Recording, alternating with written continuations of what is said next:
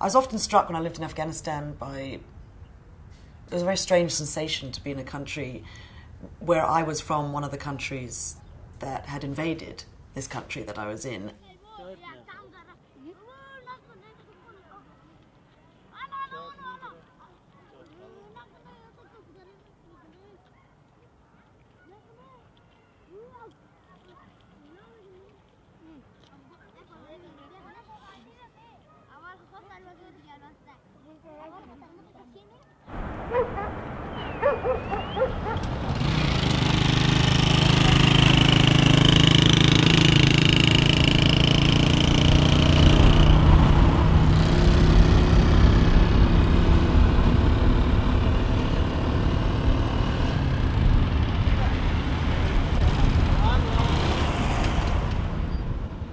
So I became aware of the lack of female journalists in the Kabul foreign media scene when I went to a rock concert. It was these were different days in Kabul. So there was an all-female rock concert organised by an Australian, and Afghan society is very strictly divided according to genders. So this was a rock concert by women, for women, and the Australian organiser asked if only women could film it.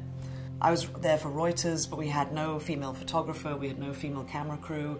It wasn't just us, the BBC was in the same situation, New York Times was in the same situation, AP, everybody. I found it a very poignant metaphor that here was this first ever rock concert in Kabul, organised for all these women, and loads of women showed up, Afghan women, you know, screaming teenagers, kind of all different walks of life. And no one was there to document it, and that kind of became, in my mind, symbolic of Afghan women's rights and their lives in a way that if it's not relayed to the world, if their work is not relayed in their voice and their words, then we won't know about it and it'll go unnoticed in the way the rock concert did.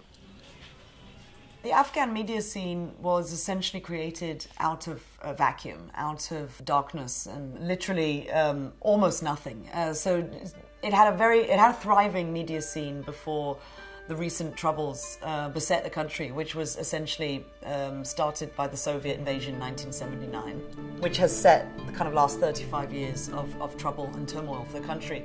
They did have established journalists before, they had great newspapers, all of it went away. Then there was a civil war which basically decimated anything that was left, and then that was replaced by the Taliban, who famously had one radio station called Radio Mullah. So far, despite 14 years of the war, the US-led war, despite billions of dollars spent on gender training and female empowerment, there's not a single Afghan woman working for any of the foreign news outlets in Kabul. It's absolutely outrageous. Something which irked me and then drove me insane when I lived there.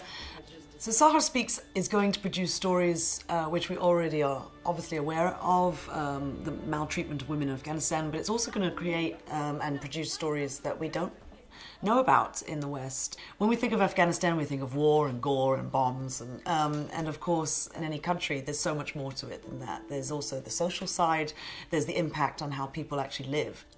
And now that the foreign troops have essentially left, have officially left, and Western support is leaving as well, Afghan women are really fighting hard to actually gain the rights that they were meant to be given over the last 14 years. But again, the stories that the women come up with are the stories they come up with. I'm an editor in the sense that I've selected them, but I haven't told them what to do.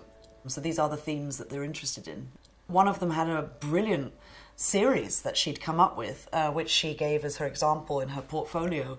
And she followed a woman around who was a successful Afghan businesswoman.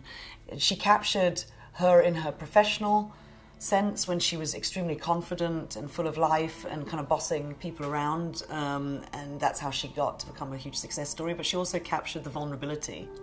And for this young photographer, young female photographer, to capture that, I was really impressed by it. And I thought, what a brilliant way into this woman's life. And it was wonderful to actually see Afghan women in a normal way. I also think this can be applied on a broader sense to men as well as women. I think that we don't use enough local journalists around the world, and I think that for everybody. I think the kind of old method of parachuting in, usually, white people usually white men, but also women, from abroad into kind of developing countries and having them report on it. I just think that's getting a bit faded and it's getting a bit old-fashioned in its approach and what message we're sending. I think it's a really bad message to not utilise local press, who are extremely good at their jobs and deserve to be promoted and deserve to be telling stories about their own countries.